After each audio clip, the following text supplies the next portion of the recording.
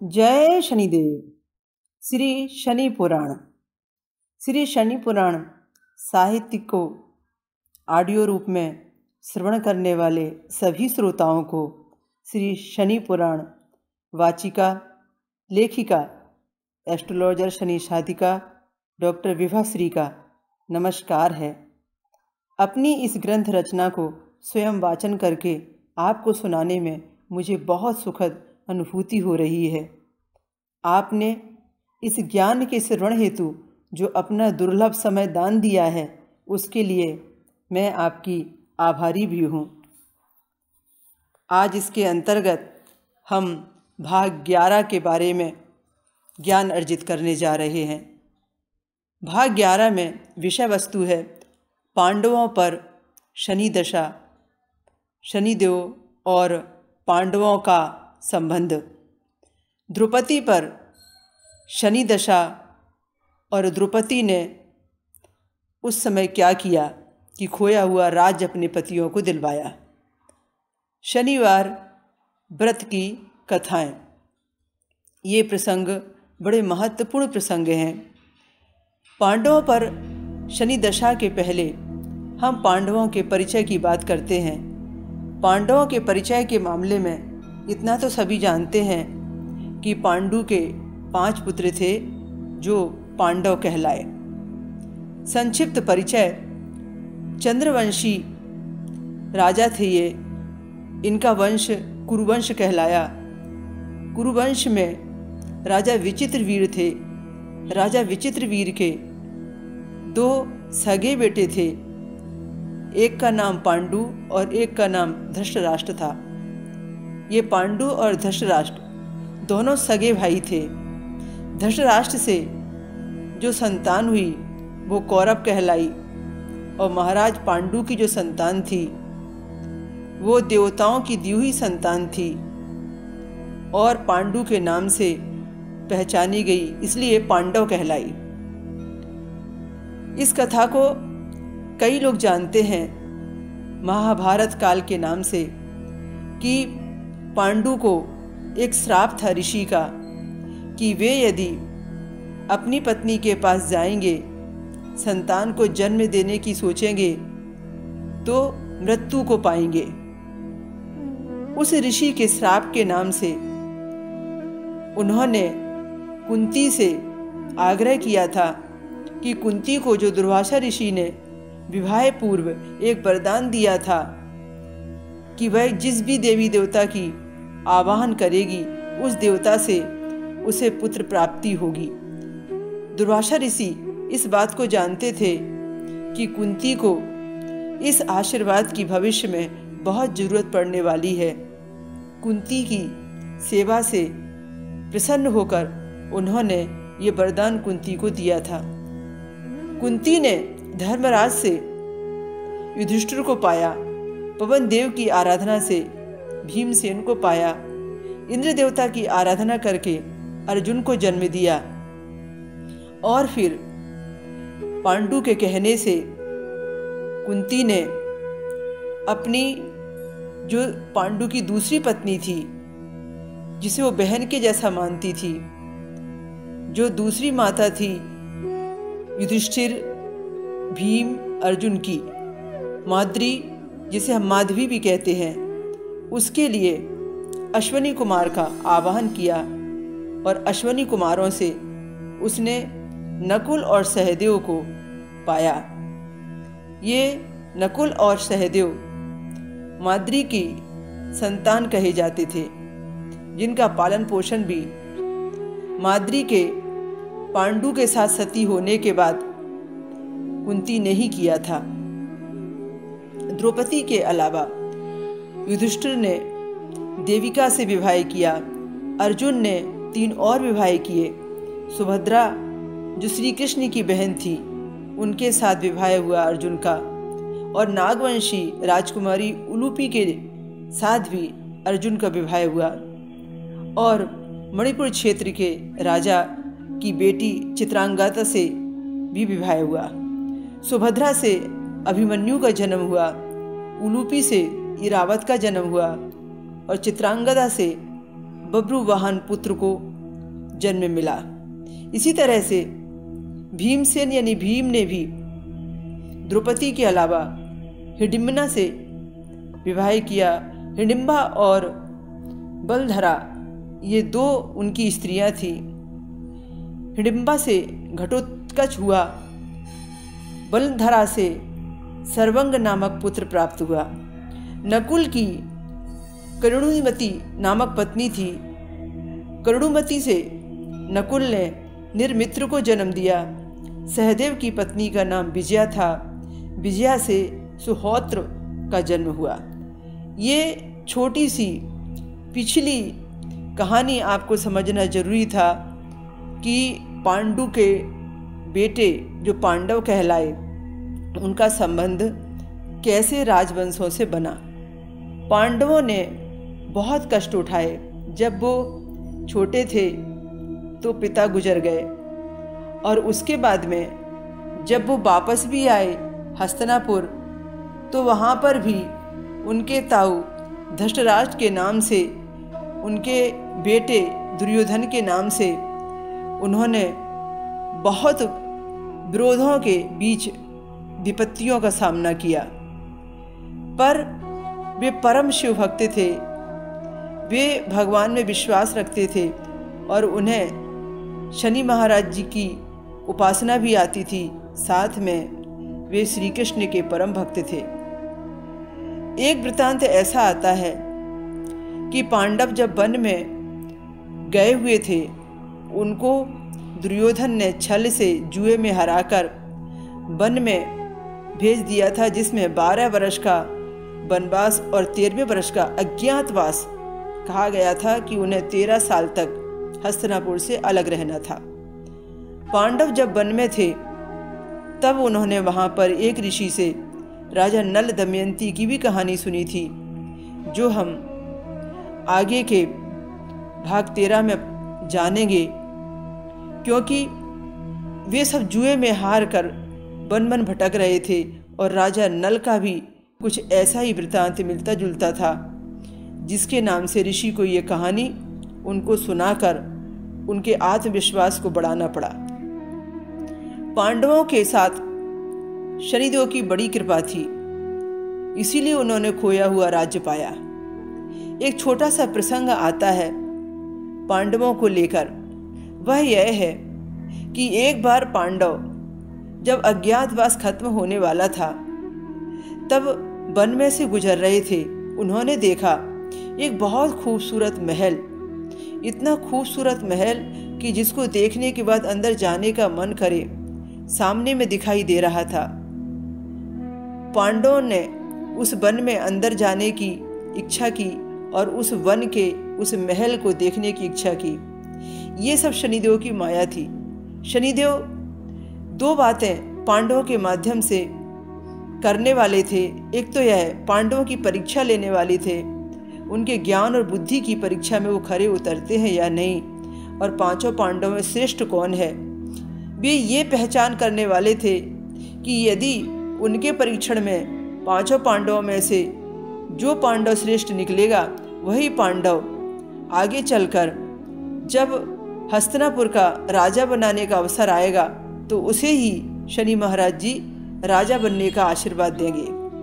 और दूसरा परीक्षण ये कि आने वाले कलयुग को ये दिखाना चाहते थे कि अब यहाँ से द्वापर खत्म होने के बाद कलयुग में क्या होने वाला है। पांडवों ने जब देखा खूबसूरत महल, तब सबसे पहले भीम ने कहा, मुझे अंदर जाने की इच्छा है। युधिष्ठिर से आज्ञा मांगी, युधिष्ठिर ने आज्ञा दे दी। भीम अंदर गए। जब भीम अंदर गए तो वहाँ पर शनि महाराज जी द्वारपाल बनकर खड़े हुए थे। शनि महाराज जी ने कहा, अंदर जाने के पहले एक बात जान लो कि जो भी व्यक्ति इसके अंदर जाएगा वो एक ही दिशा को जाएगा और दूसरी दिशा में नहीं प्रवेश करेगा, और पूरा देखने के बाद उस दिशा में उसने क्या देखा उसका भावार्थ ज्ञानार्थ मुझे बताएगा। यदि वो बताने में असमर्थ हो गया तो वो मेरी कैद में हो जाएगा। यह शर्त स्वीकार है तो महल के अंदर प्रवेश करो। भीम को बड़ा गुरूर था। अपने ज्ञान विज्ञान पर भीम ने कहा, बिल्कुल स्वीकार है, आप मुझे प्रवेश दें। भीम ने शनिदेव से प्रवेश पा लिया। भीम ने जब अंदर प्रवेश किया तो भीम पूर्व दिशा की ओर गए। भीम ने देखा कि उस पूर्व दिशा के अंदर में एक बहुत बड़ा कुआं था और 2 छोटे कुएं थे। वहाँ पर खूबसूरती तो बहुत थी, बहुत सुंदर वातावरण था, जिज्ञासाएं कम नहीं होती थीं, पर उसके बीच यह आकर्षण का केंद्र था कि एक बड़ा कुआं और 2 छोटे कुएं। भीम ने उसको देखा तो हैरान रह गया कि बड़े कुएं से जब पानी निकलता था तो दोनों छोटे कुएं फुल भर जाते थे, और फिर जब छोटे कुएं से दोनों से एक साथ पानी निकलता था तो बड़े कुएं को भर नहीं पाते थे। वह कई बार सोचता रहा कि ये क्या नज़ारा है, इसका अर्थ क्या होता है कि बड़े कुएं में इतना पानी कि 2-2 कुओं को भर देता है, पर दोनों कुएं मिलकर भी एक कुएं को नहीं भर पाते हैं। जब भीम वापस आया तो शनिदेव ने कहा, क्या देखा? भीम ने सब बताया, कितनी खूबसूरती थी, कितनी हरियाली थी, कितना वैभव था, कितना ऐश्वर्य था, कितने झरने थे, सारी व्यवस्थाएं बताई। पर जब कुएं का प्रश्न आया तो भीम उसका ज्ञान आंसर नहीं बता पाए। तब भीम को कैद होना पड़ा शर्त के अनुसार। इसके बाद में अर्जुन ने कहा, मुझे जाने की अनुमति दीजिए। युधिष्ठिर की आज्ञा से अर्जुन अंदर गए। अर्जुन को भी अपने ज्ञान पर बहुत गुरूर था। अर्जुन को लगा, मैं तो निश्चित रूप से जवाब दे ही दूंगा। अर्जुन से कहा शनिदेव ने कि तुम भी एक ही दिशा में जाओगे और पश्चिम में जाओगे, लौटकर आकर जो देखोगे उसके नज़ारे का भावार्थ बताओगे। यदि ज्ञानार्थ बताने में तुम मुमकिन नहीं हुए, परीक्षण में पास नहीं हुए, तो तुम भी भीम की तरह मेरी कैद में आ जाओगे। अर्जुन ने स्वीकार किया। अर्जुन जब अंदर गया तो उसने देखा कि पश्चिम दिशा में बाजरे की बहुत खेती हो रही है, मक्का की भी बहुत खेती हो रही है। इसके अलावा हरियाली युक्त बेहद खूबसूरत, एकदम सुंदर बन जैसा, आनंद बन जैसा सुंदर वातावरण था। रौनक ही रौनक थी। बाजरे की खेती का एक चमत्कार था कि बाजरे की फसल मक्का में लग रही थी और मक्का की फसल बाजरे में लग रही थी। बाजरे की खेती में बाजरा नहीं था और मक्का में मक्का नहीं थी। एक दूसरे की फसल एक दूसरे में पनप रही थी। वो समझ नहीं पाए इसका अर्थ। जब लौटकर बाहर आए तो फिर पूछा शनिदेव ने, क्या देखा? कहने लगे अर्जुन कि ये नज़ारा देखा, पर इसका अर्थ समझ में नहीं आ रहा। बाकी तो जो है वो सब नज़ारा बता दिया, पर उन्हें तो जानना था शनिदेव को कि बाजरे और मक्का का अर्थ क्या है। जब अर्जुन बता नहीं पाए तो फिर शनिदेव ने कहा कि अब तुम भी मेरी कैद में आ जाओ। इसके बाद में फिर तीसरे राजकुमार नकुल आए और नकुल कहने लगे कि मुझे अंदर जाने के लिए आदेश दीजिए।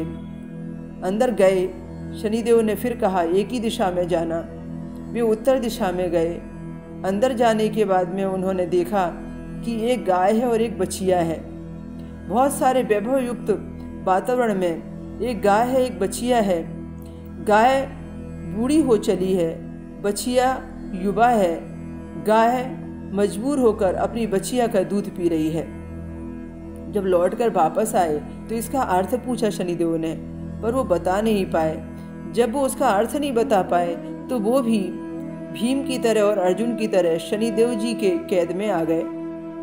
अब सहदेव कहने लगे कि मुझे अंदर जाना है, और सहदेव ने अंदर जाने की अनुमति मांगी। शनिदेव ने फिर यही कहा एक ही दिशा में जाना, और लौटकर वापस आके यदि तुमने उसका सही भावार्थ मुझे नहीं बता पाया तो तुम भी तीनों भाई की तरह कैद में हो जाओगे। शनिदेव परीक्षण ले रहे थे कि इनमें महाज्ञानी कौन है और सबसे बड़ा राजा बनने की योग्य पात्रता किसके अंदर में है। जब सहदेव ने देखा बहुत खूबसूरत वातावरण था, उस खूबसूरत वातावरण के अंदर में एक बहुत खूबसूरत सिंहासन था। उस सिंहासन के पास में एक चांदी का मोटा सिक्का था। चांदी का मोटा सिक्का था, उसके ऊपर में सोने का बहुत बड़ा पत्थर था और वह पत्थर उस चांदी के सिक्के को लगातार दबाने की, गिराने की कोशिश कर रहा था। पर वो सिक्का हिलता था पर गिरता नहीं था, अपनी जगह एकदम अडिग था। समझ में नहीं आया इसका अर्थ क्या है। लौटकर वापस आए। फिर शनिदेव ने पूछा, तुमने क्या देखा? बताया सहदेव ने जितनी खूबसूरती देखी थी, पर बात जब चांदी और सोने की आई तो बता नहीं पाए कि वह चांदी का सिक्का क्यों नहीं गिरता था और इतने छोटे चांदी के सिक्के के ऊपर में इतना भारी भरकम सोना कैसे रखा था। अब बारी थी युधिष्ठिर की। युधिष्ठिर अपने चारों भाइयों को बचाने के लिए शनिदेव से विनम्र प्रार्थना के साथ कहते हैं, मुझे अंदर जाने की अनुमति दीजिए। कहा युधिष्ठिर से शनिदेव ने, ठीक है, पर शर्त यही है कि तुम्हें मैं रोकूंगा नहीं अंदर जाने के लिए। तुम एक में नहीं, तुम चारों दिशा में जा सकते हो, पर चारों का अर्थ मुझे तुम्हें बताना पड़ेगा। युधिष्ठिर चारों दिशाओं में परिभ्रमण करके आए। लौट के वापस आए। शनिदेव ने कहा, मुझे बताइए आपने क्या देखा? युधिष्ठिर ने शनिदेव से कहा, मैं पूर्व दिशा में गया तो मैंने देखा एक बड़ा कुआं है, दो छोटे कुएं हैं। एक बड़ा कुआं बहुत तेज रफ्तार से पानी लाता है और दोनों कुएं को लबालब भर देता है। कुएं तृप्त हो जाते हैं और दोनों छोटे कुएं खूब पानी लाकर भी आधा कुआं भी नहीं भर पाते हैं। इसका अर्थ यह है कि अब जो कलयुग आने वाला है, आप संकेत दे रहे हैं उस कलयुग की ओर। इस कलयुग के अंदर में एक वृद्ध पिता अपने दो बेटों का इतना अच्छा भरण पोषण करेगा कि दोनों बेटों को तृप्त कर देगा, प्रसन्न रखेगा। पर दो बेटे जिंदगी भर की अपनी कमाई लाकर भी एक वृद्ध पिता को नहीं पाल पाएंगे, एक वृद्ध पिता को प्रसन्न नहीं रख पाएंगे।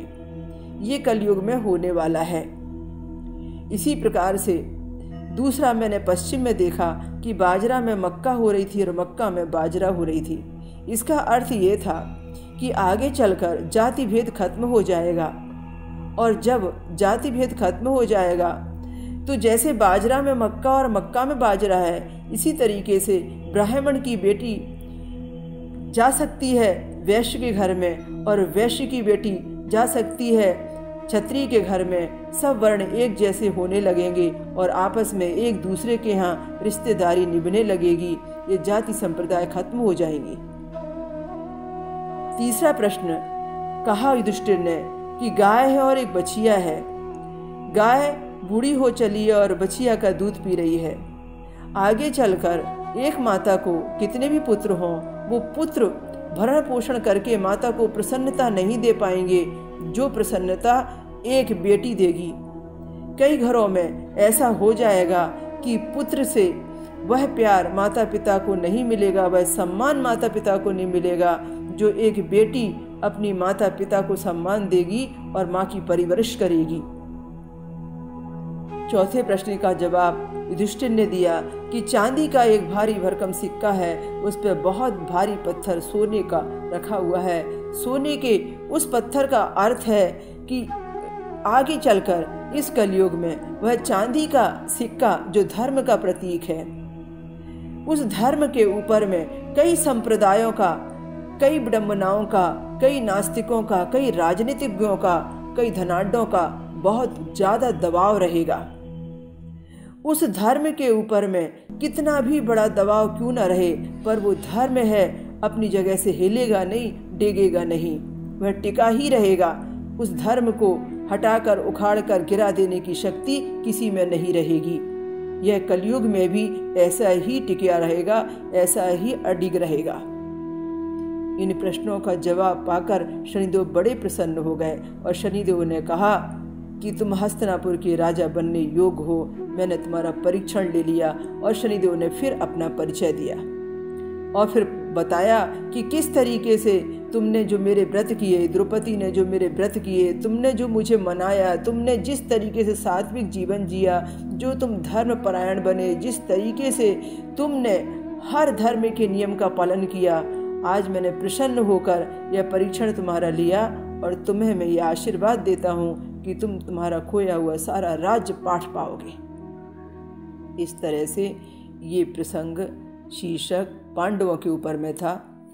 अब हम आज के अगले प्रसंग की चर्चा करते हैं। उस प्रसंग की चर्चा करने के पहले एक संदेश बड़ा महत्वपूर्ण शनि पुराण का। तुम बस अपने आप से नहीं हारना, तुम बस अपने आप से नहीं हारना, फिर तुम्हें कोई नहीं हरा सकता। ये कहानी शनिवार व्रत कथा की है। शनिवार व्रत कथाएं अलग अलग क्षेत्रों में अलग अलग बताई गई है। एक ब्राह्मण के ऊपर में शनिवार व्रत कथा आती है। एक शनिवार व्रत कथा वो आती है जो युधिष्ठिर को सुनाई थी भगवान श्री कृष्ण ने। एक शनिवार व्रत कथा वो आती है जो द्रौपदी को शनिवार के व्रत कराकर श्री कृष्ण जी ने खोया हुआ राज्य दिलवाया। और एक शनिवार व्रत कथा में राजा विक्रमादित्य की कथा आती है।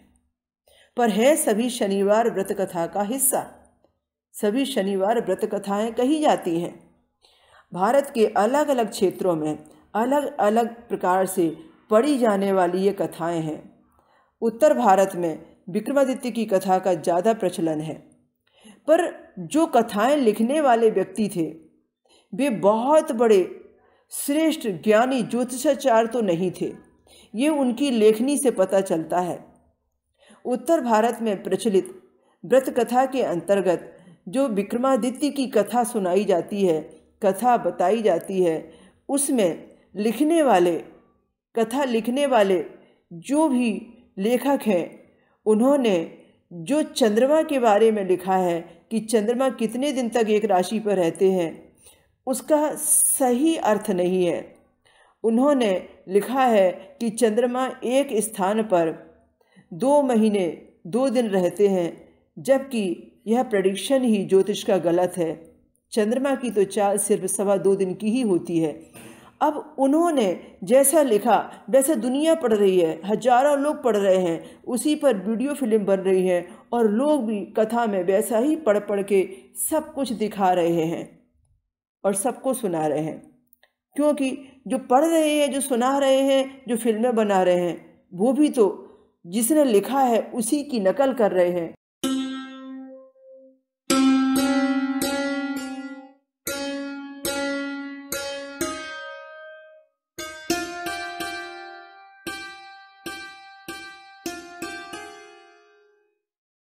शनिवार व्रत कथा में एक ब्राह्मण की कथा आती है। एक ब्राह्मण था, शिव का बड़ा भक्त था। एक ब्राह्मण था, शनिदेव को भी बड़ा मानता था।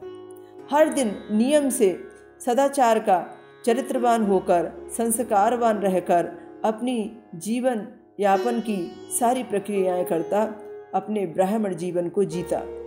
उसके जीवन में बहुत सादगी थी। वो रात में सोता तो उसे शनिदेव सपने में आते और शनिदेव कहते कि हे ब्राह्मण, मैं तुम्हारे ऊपर समय लेके आने वाला हूँ।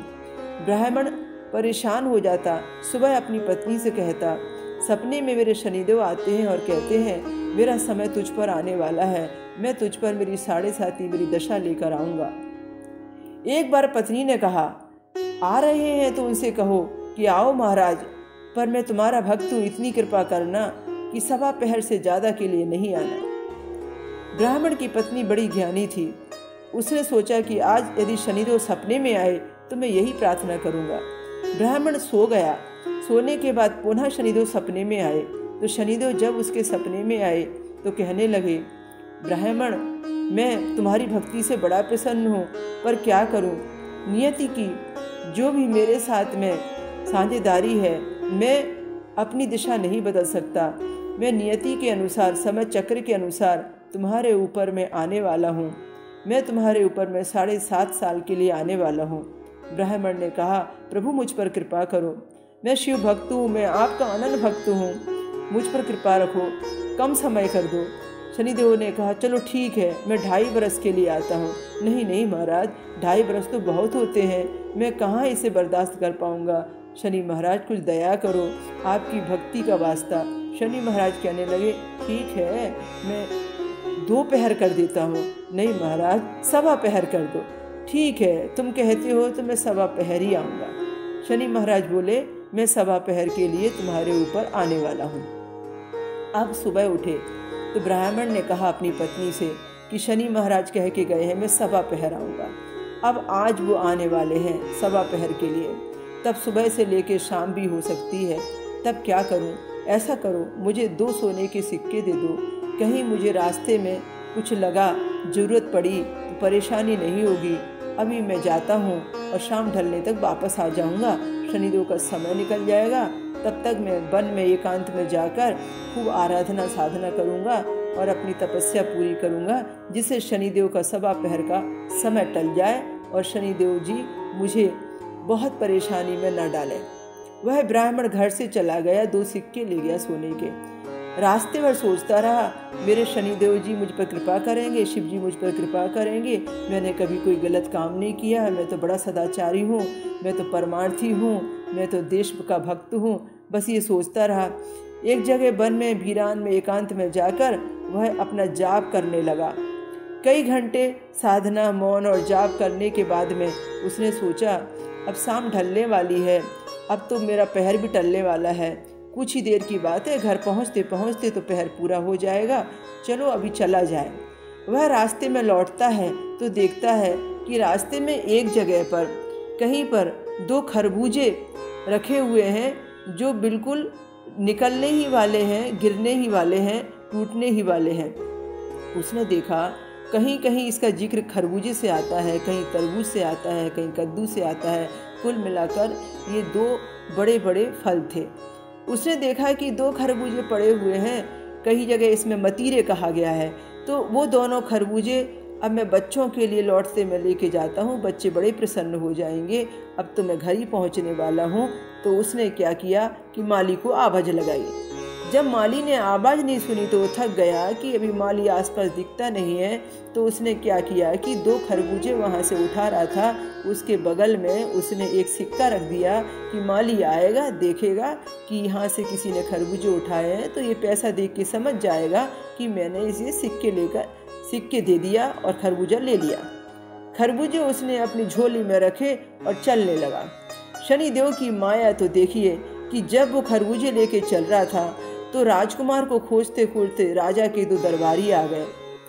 सुबह से लेकर शाम हो गई थी, राजकुमार घर नहीं लौटे थे। राजा परेशान था, राजकुमार नहीं आए थे, इसलिए दरबारी उसे खोजने निकले थे। दरबारियों ने देखा कि एक ब्राह्मण झोली लिए हुए है, उस झोली के अंदर कुछ रखा हुआ है, उस झोली के अंदर में क्या है। तो ब्राह्मण से कहा मुझे झोली दिखाओ। ब्राह्मण कहने लगा कुछ भी नहीं है, इसके अंदर तो 2 खरबूजे हैं, मुझे मिला तो मैं लेके जा रहा हूँ। तो उन दरबारियों ने कहा हमारे राजकुमार गुम गए हैं, हम बड़े परेशान हैं, जगह जगह खोज रहे हैं, इंक्वायरी है, तुम जरा दिखाओ तो तुम्हारी थैली में क्या है। जैसी थैली में झांक कर देखा तो दरबारियों को माया जाल देखिए शनि महाराज जी की लीला कि उनको राजकुमार के सर दिखाई दिए। उन्होंने कहा तुमने राजकुमार की हत्या की है, हम तुम्हें पकड़कर राजा के पास ले जाएंगे। राजा के पास जब लेके गए तो राजकुमार के लिए जो खोज रहे थे और राजकुमार नहीं मिल रहे थे, उसके लिए दरबारियों ने राजा से कहा कि ये मैं 2 झोलियाँ लाया हूँ, इन झोलियों में 2 सर हैं राजकुमार के, मुझे लगता है कि ब्राह्मणी राजकुमार का हत्यारा है। राजा अंदर से दुखी हो गया और तड़प उठा अपने बच्चों के लिए। उसने तो देखा भी नहीं कि झोली में राजकुमार के सर हैं या नहीं। दरबारियों ने कहा कि देखिए इसके अंदर राजकुमार के 2 सर हैं, ये सर जो है इसने रखे हैं और राजकुमारों की हत्या कर दी है। राजा ने जैसे ही सुना मेरे राजकुमारों की हत्या इसने की है, राजा ने कहा इसे प्राण दंड दे दो, क्योंकि वह पुत्र के वियोग में ऐसा होने लगा कि उसे कुछ सूझ ही नहीं रहा था और दुखी होकर वियोग में उसने ब्राह्मण को प्राण दंड देने की सजा देकर कारावास में भेज दिया। ब्राह्मण कारावास में पहुंच गया अपनी थैली अपनी झोली लेकर। उसके बाद में उसने कहा कि मुझे दंड देने के पहले मुझे कुछ पल प्रार्थना के लिए दे दो, मैं मरने के पहले भगवान को ध्यान करना चाहता हूँ, ईश्वर को धन्यवाद देना चाहता हूँ कि उसने मुझे आज इतना सुंदर जीवन दिया था। मैंने अपने जीवन में यश कीर्ति पद प्रतिष्ठा सब कुछ पाया और आज मैं यहाँ पर कारागार में रहकर मृत्यु को प्राप्त हो रहा हूँ, तब भी मैंने यहाँ पर आकर भगवान के ऊपर श्रद्धा नहीं छोड़ी, मुझे कुछ प्रार्थना करने दो। वह भगवान से प्रार्थना करने लगा, ऐसी क्या गलती हुई शनि महाराज, सभा पहर का आने को कहकर आपने मुझे आज इतना बड़ा दंड दिया। मेरी भक्ति का प्रसाद है ये, आप मुझे क्या दिखाना चाह रहे हैं? मुझे अपनी शरण में लीजिए, मैं अंतिम समय में आपको प्रणाम कर रहा हूँ। अचानक उसका पूरा समय खत्म हो गया प्रार्थना करते ही। जैसे ही सभा पहर खत्म हुआ वैसे ही अचानक दोनों राजकुमार आए दौड़कर और अपने पिता को पुकार कर गले लग गए। राजा हैरान था कि राजकुमार तो इसने मार डाले थे, फिर राजकुमार जीवित कैसे हो गई? राजा ने कहा, ये मेरा वहम था, ब्राह्मण हत्यारा नहीं है, राजकुमार तो सुरक्षित थे। मुझसे झूठ कहा गया था कि राजकुमार की हत्या ब्राह्मण ने की है। उन्होंने ब्राह्मण से माफ़ी मांगी, ब्राह्मण के चरण पकड़ लिए, कहा मेरे बेटे सुरक्षित हैं, जीवित हैं, मुझसे गलती हो गई, मुझे क्षमा करो। और ब्राह्मण देवता को खूब सारा धन दिया और ब्राह्मण देवता से कहा, मुझे क्षमा कीजिए ब्राह्मण देवता, और पूरी सुरक्षा और आदर के साथ में उन्हें घर भिजवाया। जब वो अपनी झोली लेकर घर पहुँचे और सब किस्सा बताया ब्राह्मणी को, तो ब्राह्मणी हैरान थी। राजा ने इतना धन दिया तुमको?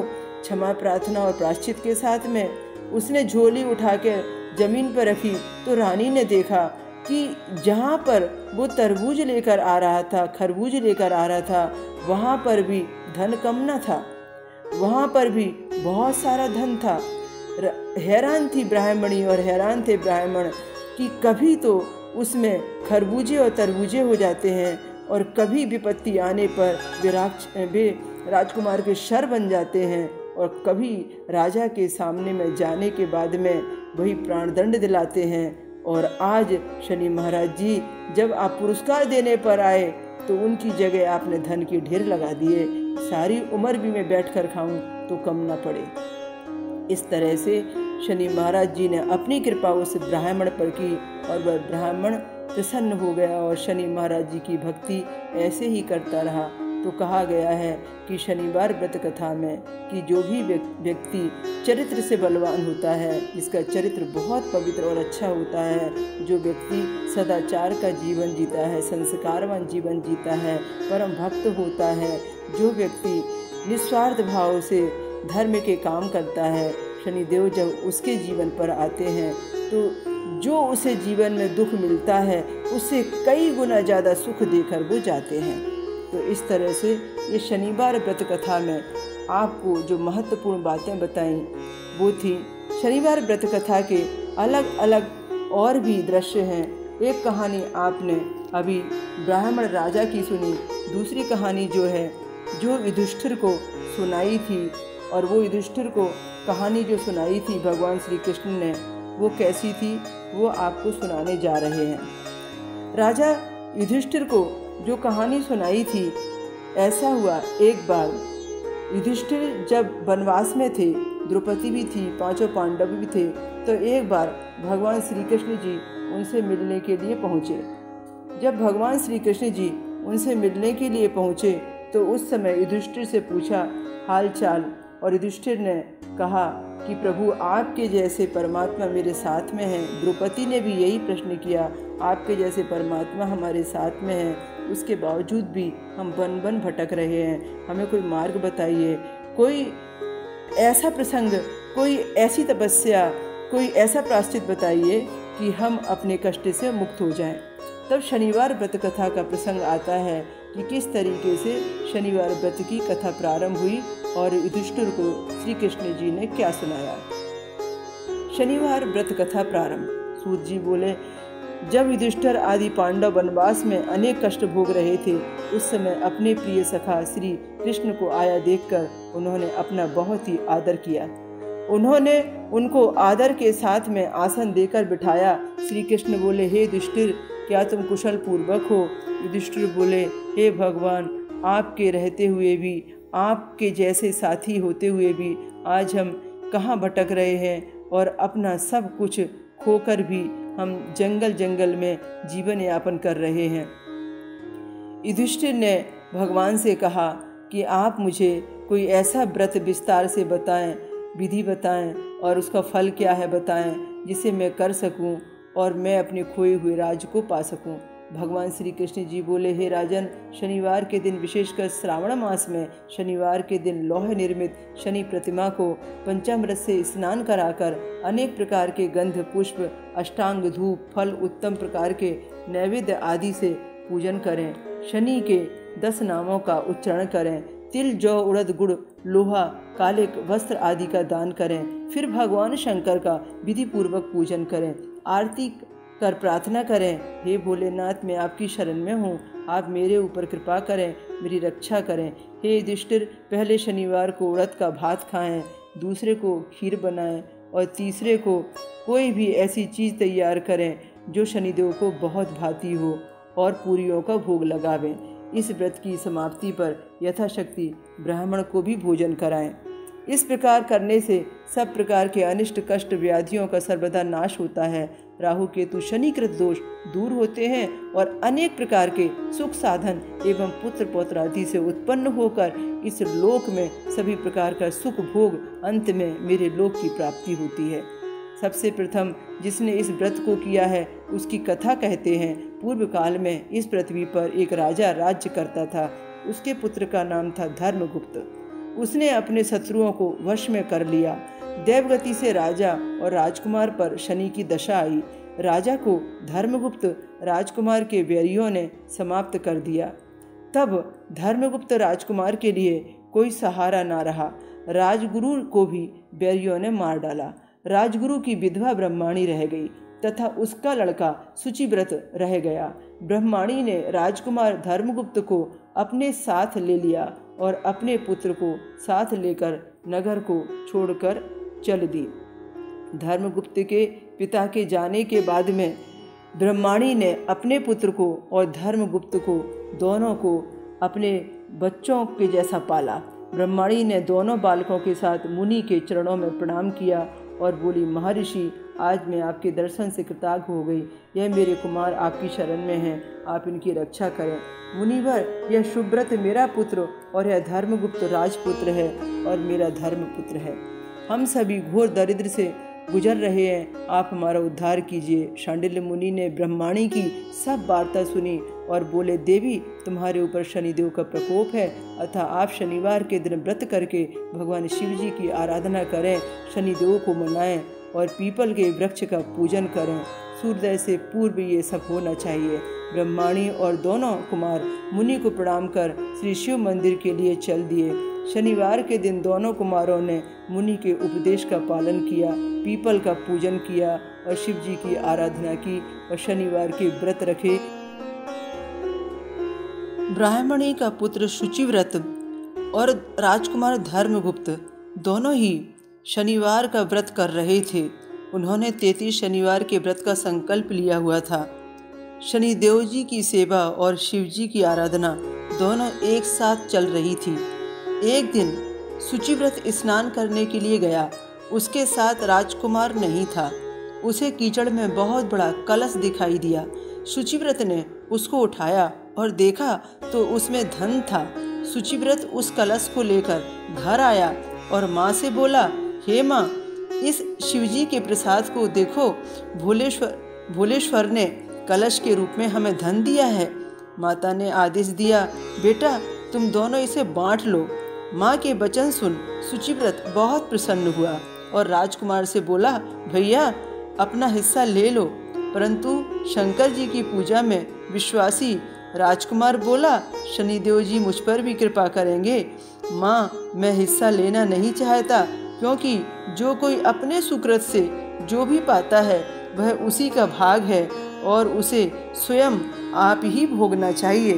भोलेश्वर शिव जी मुझ पर भी कभी न कभी तो कृपा करेंगे ही। तत्पश्चात धर्मगुप्त प्रेम और भक्ति के साथ शनिवार का व्रत करके पूजा करने लगा। इस प्रकार से उसे 1 वर्ष बीतने लगे। बसंत ऋतु का आगमन हुआ।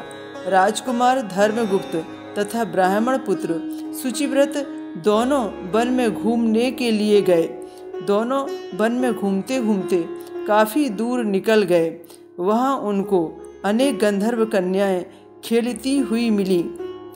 गंधर्व कन्याओं के बीच एक प्रधान सुंदरी उस राजकुमार को देखकर मोहित हो गई और अपने संग की सखियों से बोली कि यहाँ से थोड़ी दूर पर एक सुंदर वन है, उसमें नाना प्रकार के सुंदर फूल खिले हैं, तुम सब जाकर उन सुंदर फूलों को तोड़कर ले आओ। राजकुमार उसके पास चलाया। राजकुमार को देखकर गंधर्व कन्या उठी और बैठने के लिए पल्लवों का आसन दिया। राजकुमार आसन पर बैठ गया। गंधर्व कन्या ने पूछा, आप कौन हैं, किस देश के रहने वाले हैं तथा आपका आगमन कैसे हुआ है?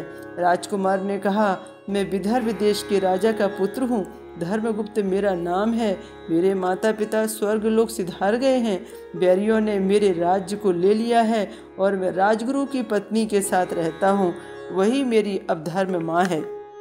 फिर राजकुमार ने पूछा कि आप कौन हैं, किसकी पुत्री हैं और किस कार्य से यहाँ आगमन हुआ है?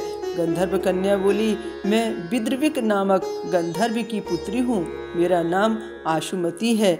आपको आता देखकर आपसे बात करने की इच्छा हुई, इसी से मैंने सखियों को अलग भेजकर अकेली हूँ। मेरे बराबर संगीत विद्या में कोई निपुण नहीं है। भगवान शंकर ने हम दोनों पर कृपा की है, इसलिए आपको यहाँ भेजा है। अब से लेकर मेरा आपका प्रेम कभी न टूटे। यह कहते हुए कन्या ने अपने गले का वेश कीमती मोतियों का हार राजकुमार के गले में डाल दिया। राजकुमार को अत्यंत प्रसन्नता हुई। वह बोला, मेरे पास ना तो राज है न धन है, आप मेरी भार्या कैसे बनेंगी? आपके पिता हैं, उनकी आज्ञा ली है। गंधर्व कन्या बोली, अब आप अपने घर जाएं और परसों प्रातःकाल यहाँ आएं। आपकी आवश्यकता होगी, मैं मेरे पिता के साथ आपको मिलने आऊँगी। राजकुमार से ऐसा कहकर गंधर्व कन्या अपनी सहेलियों से जा मिली। राजकुमार धर्मगुप्त भी शुचिव्रत के पास चला गया और उसे सब समाचार कह सुनाया। फिर दोनों ने संपूर्ण समाचार अपनी माँ को जाकर बता दिया। 33 शनिवार तो व्रत पूरे हो चुके थे, पर वह तो व्रत पूरा छोड़ ही नहीं रहे थे, उनका व्रत तो अभी भी जारी था। उसके बाद से तीसरे दिन शुचिव्रत को साथ लेकर राजकुमार धर्मगुप्त उसी वन में गया। उसने देखा कि स्वयं गंधर्वराज विद्रिक उस कन्या को साथ लेकर उपस्थित हुए हैं। विद्रिक गंधर्वराज ने दोनों कुमारों का अभिवादन किया और स्वागत भी किया। दोनों को सुंदर आसन पर बिठाकर राजकुमार से कहा, राजकुमार, मुझे सपने में परसों गंधर्वराज ने कहा कि मुझे सपने में परसों भोले शंकर ने कहा, मुझे शनिदेव ने भी पास बुलाकर कहा कि पृथ्वी पर धर्मगुप्त नामक राजभ्रष्ट राजकुमार है, उसके परिवार के लोगों को बैरियों ने समाप्त कर दिया है। वह बालक गुरु के कहने से शनिवार का व्रत कर रहा है और सदा मेरी सेवा करता है। तुम उसकी मदद करो जिससे वह अपने शत्रुओं को बस में कर सके। शिव शंकर की आज्ञा तथा अंशुमती के मन की बात जानकर इसको लेकर मैं वन में आया हूँ और इसे आपको देना चाहता हूँ। आपके बैरियों को वश में करके मैं आपका राज्य भी आपको दिला दूंगा। ऐसा कहकर गंधर्वराज ने अपनी कन्या का विवाह राजकुमार के साथ कर दिया और अंशुमती की सहेली का विवाह ब्राह्मण कुमार शुचिव्रत के साथ कर दिया। राजकुमार की सहायता के लिए गंधर्वों की चतुरंगिनी सेना भी दे दी। धर्मराज के बैरियों ने जब यह समाचार सुना तो उन्होंने राजकुमार की अधीनता स्वीकार कर ली और राजकुमार को राज्य लौटा दिया। धर्मगुप्त सिंहासन पर बैठा और अपने भाई शुचिव्रत को मंत्री नियुक्त कर दिया। जिस ब्रह्माणी ने उस पुत्र की भांति पाला था उसे राजमाता बनाया। शनिवार के व्रत के प्रभाव से जिसे धर्मराज धर्मगुप्त कहते हैं, उनको शिवजी की कृपा से विदर्भ राज मिला। इस प्रकार से इस लोक में नाना प्रकार के सुख भोग भगवान शंकर की पूजा कर शिवलोक को प्राप्त हुए। श्री कृष्ण भगवान बोले, हे पांडुनंदन, आप भी इस व्रत को करें तो कुछ समय में आपको राज्य प्राप्त होगा और सभी प्रकार के सुखों की प्राप्ति होकर आपके बुरे दिनों की शीघ्र समाप्ति होगी। युधिष्ठिर ने शनिवार व्रत कथा सुनकर श्री कृष्ण भगवान की पूजा की और व्रत आरंभ किया। इस व्रत के प्रभाव से महाभारत के युद्ध में विजय प्राप्त करके राज्य पाया तथा स्वर्ग की प्राप्ति की। सूत जी बोले, हे मुनिवरों, शनिवार को शनि व्रत, पीपल का पूजन तथा भगवान शनिदेव का दर्शन और पूजन कर शनिवार व्रत कथा को सुनने से निर्धन को धन, अपुत्र को पुत्र, बंदी मुक्त हो सभी प्रकार की कामनाओं की पूर्ति होती है। नाना प्रकार के सुख भोग, अंत में शिवलोक की प्राप्ति भी होती है। इस कथा को कहने और सुनने और सुनाने वाले दोनों के सभी मनोरथ पूर्ण होते हैं। ये शनिवार व्रत कथा थी। पहली शनिवार व्रत कथा ब्राह्मण से संबंधित थी। अब ये दूसरी शनिवार व्रत कथा श्री कृष्ण भगवान ने युधिष्ठिर को सुनाई। इस तरह से यह शनिवार व्रत कथा विषम परिस्थितियों में, शनि की साढ़े साती में, शनि के ढैये में, शनि की महादशा में अशुभ समय को शुभ फलकारी बनाने के लिए एक शांति उपाय की तरह काम आती है। व्यक्ति 16 शनिवार के व्रत करे, 33 शनिवार के व्रत करे, 23 शनिवार के व्रत करे और उन व्रतों में सारे नियमों का पालन करे तो निश्चित रूप में शनिदेव जी अति शीघ्र प्रसन्न होते हैं। शनिवार के दिन व्रत करने वाले के लिए कुछ विधि विधान। शनिवार के व्रत के दिन संकल्प लें कि आप कितने शनिवार का व्रत करेंगे और उस व्रत के चलने तक कौन सी अपनी प्रिय चीज़ खाने पीने संबंधी त्यागेंगे, जिससे आपकी संकल्प शक्ति बढ़े। जो चीज़ आपको बहुत पसंद हो, जब तक व्रत रखें तब तक इसके लिए, कार्य सिद्धि के लिए उसका त्याग करें। ऐसा करने से शनिदेव शीघ्र प्रसन्न होंगे।